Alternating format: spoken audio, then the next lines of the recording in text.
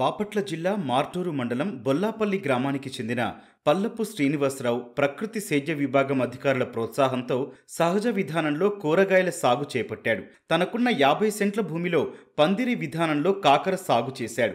నేలపై ఎత్తైన బెడ్లను ఏర్పాటు చేసుకుని ఆకుకూరలు, దుంపజాతి పంటలను సాగు చేస్తున్నాడు. పంట సాగు మొదలు దిగుబడులు చేతికొచ్చే వరకు ఎలాంటి రసాయనాలు వాడకుండా సహజ విధానాల్లో పండిస్తున్నారని, కూరగాయల అమ్మకంతో రోజువారీ ఆదాయం అందుతోందని రైతు చెబుతున్నాడు. నేను ప్రకృతి వ్యవసాయంలో ఐసీఆర్పీగా పనిచేస్తున్నా.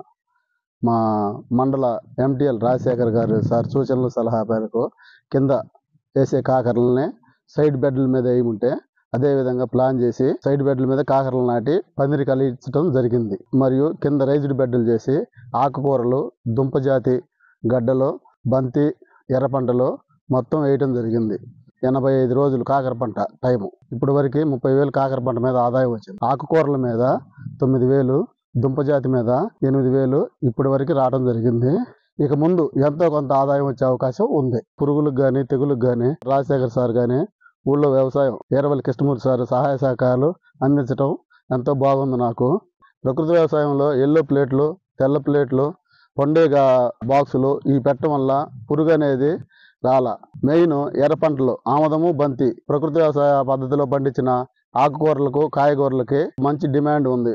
మరియు అంగన్వాడీ సెంటర్లు, స్కూళ్ళు ప్రతి సోమవారం ఎంఆర్ఓ ఆఫీస్ దగ్గర స్టాల్ పెట్టి అమ్మటం జరుగుతుంది. ఈ అమ్మకం వలన ఎంతో కొంత ఆదాయం వస్తుంది కాబట్టి మంచిగా ఉంది. కాకర మరియు ఆకుకూరలకు ఫస్ట్ బెడ్లు వేసేటప్పుడు ఘనజీవామృతం వేయటం జరిగింది.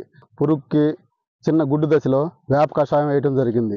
గ్రోత్కి కోడిగుడ్డు, నిమ్మరసం ద్రావణం వేయటం జరిగింది. మరియు ద్రవజీవామృతం ప్రతి 15 రోజులకు ఒకసారి పైన స్ప్రే చేయటం, కింద మొదళ్ళు పోయటం జరిగింది. ప్రకృతి సేద్యం చేసే తమ మండల పరిధిలోని రైతులకు సమయానుకూలంగా సలహాలు అందిస్తున్నట్లు రైతు సాధికార సంస్థ ప్రతినిధులు చెబుతున్నారు. ఇక్కడ మేము బొల్లాపల్లి గ్రామంలో పి శ్రీనివాసులు అనే రైతుల్ని కలవడం జరిగింది. సో అతను ప్రధాన పంటగా కాకర వేస్తారనమాట. సో కాకర మామూలుగా బోదిలేసి నేల మీద పండించే అతను.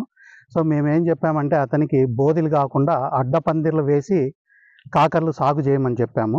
సో దాని ద్వారా ఏమంటే బోదల మీద పండే పంటకి, పందిళ్ళ మీద పండే పంటకి రేటులో కూడా వ్యత్యాసం ఉంటుందని ఆయనకు తెలియజేయడం అయింది.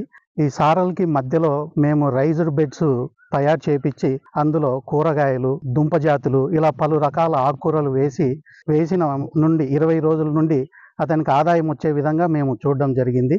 ఎలాంటి రసాయనాలు వాడకుండా అచ్చంగా మన ప్రకృతి వ్యవసాయ పద్ధతులతోనే మనం ఈ పంటలు అనేది పండించడం జరుగుతుంది.